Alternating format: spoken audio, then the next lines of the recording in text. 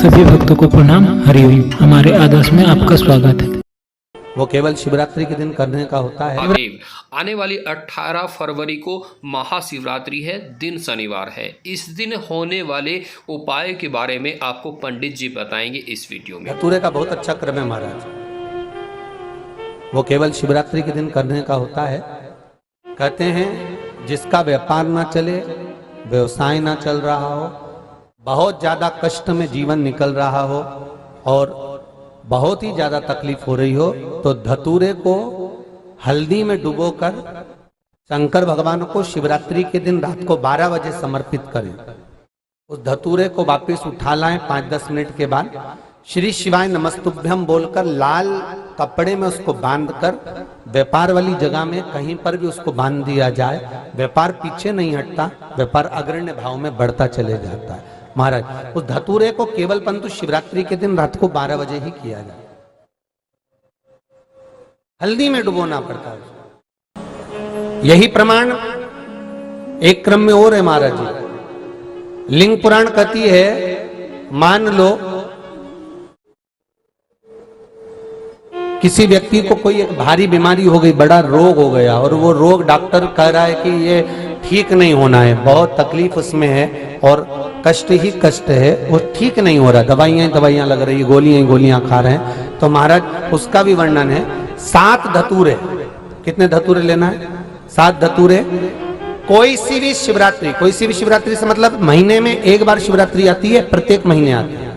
किसी भी शिवरात्रि के दिन 7 धतूरे लेकर, एक धतूरे में मूली, लच्छा, नाड़ा लपेटकर चंद्रमौली भगवान का स्मरण कर उस मौली को लपेटकर 6 धतूरे में हल्दी लगाकर शंकर भगवान की जो जलाधारी है, जलाधारी में आपको पहले भी वर्णन किया है,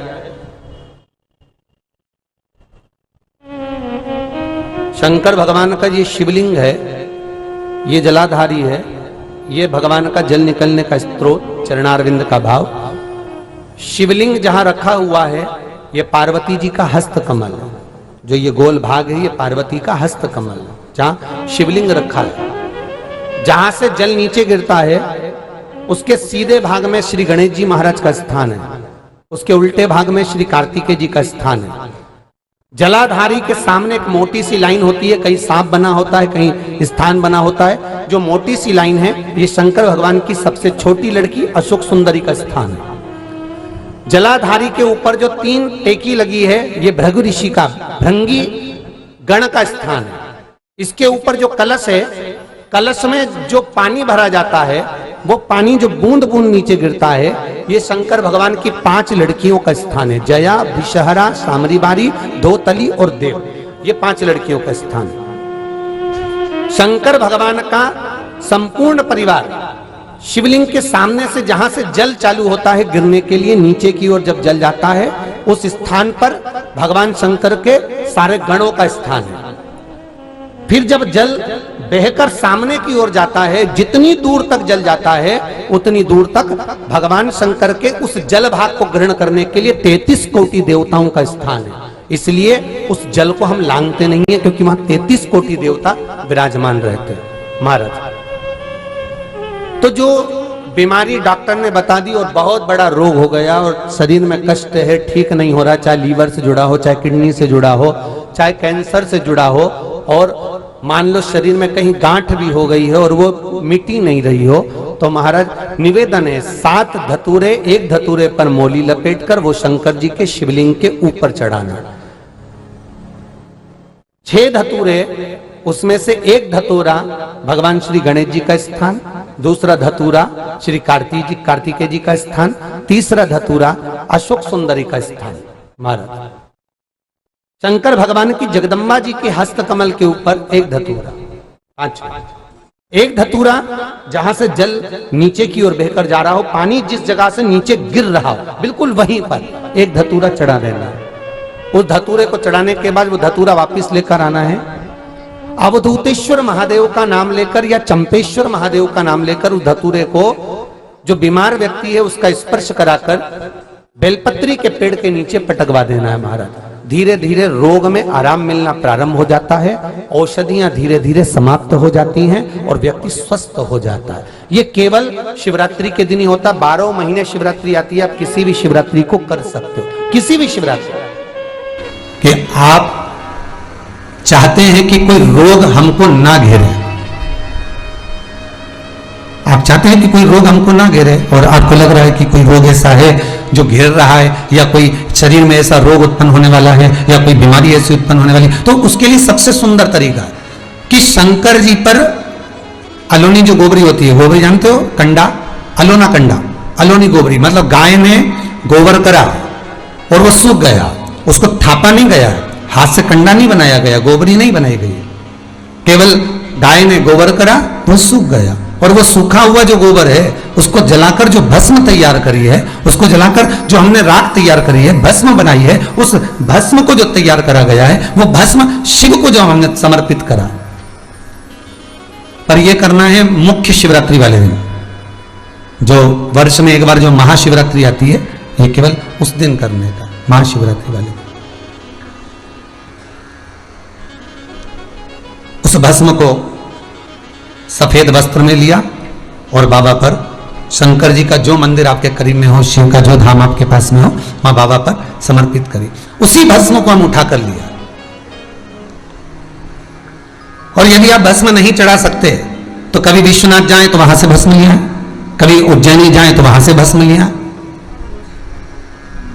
उस भस्म को हम यदि अपनी नाभि से वक्ष स्थल के मध्य में त्रिपुंड लगा लेते हैं, कब लगाना है, या तो प्रदोष की प्रदोष लगा लो, या सोमवार की सोमवार लगा लो, या फिर 12 महीने शिवरात्रि आती है, प्रत्येक शिवरात्रि पर लगा लो। जीवन में अगर आप मात्र एक महीने में एक बार भी त्रिपुंड अपने वक्ष स्थल के नजदीक में नाभि से ऊपर अगर लगा लेते हैं महाराज, तो ऐसा कोई बड़ा रोग आपकी जिंदगी में प्रवेश कर ही नहीं सकता। इस शरीर के अंदर, इस शरीर के अंदर भस्म में जो सुख है, भस्म का जो आनंद है, भस्म का जो रसतत्व है, उसको समझिए।